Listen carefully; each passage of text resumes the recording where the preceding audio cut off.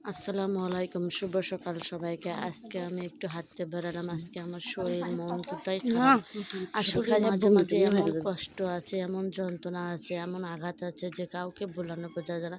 এমন এমন আঘাত যে আপনজন আঘাত দেয়, সে কষ্টগুলো কাউকে বলা যায় না। সে কষ্টটা যন্ত্রণা বুকে চেপে নিয়ে আমি আজকে আমার মায়ের কাছে যাচ্ছি। এখানে আসলে আমার অনেক ভালো লাগে, অনেক শান্তি পাই।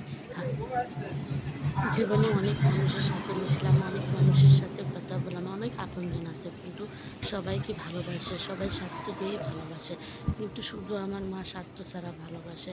মা যখন বেঁচে ছিলেন বুঝতে পারিনি যে মা কী জিনিস। আর যখন আমার মন খারাপ হয়, কষ্ট লাগে, সবাই আঘাত দেয়, তখন আমার মায়ের কথা অনেক মনে হয়। যে বয়সটা আমি মায়ের কাছে থাকতে পারতাম, সে বয়সটা থেকে মাকে আমাকে থেকে কেড়ে নিয়েছে।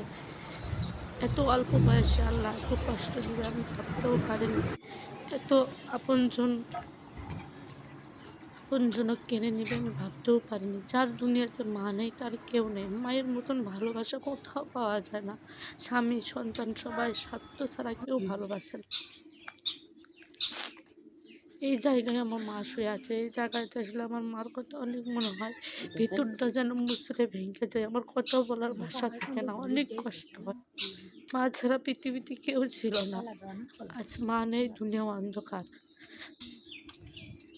যখন আমার মা ফোন দিত বেঁচে থাকতে আমি বুঝিনি যে ফোন দিলে মা কত শান্তি পেত। আজ আমি বুঝি একটা ফোনের জন্য কত অপেক্ষা করে থাকি, আর জীবনেও সে ফোন দেবে না।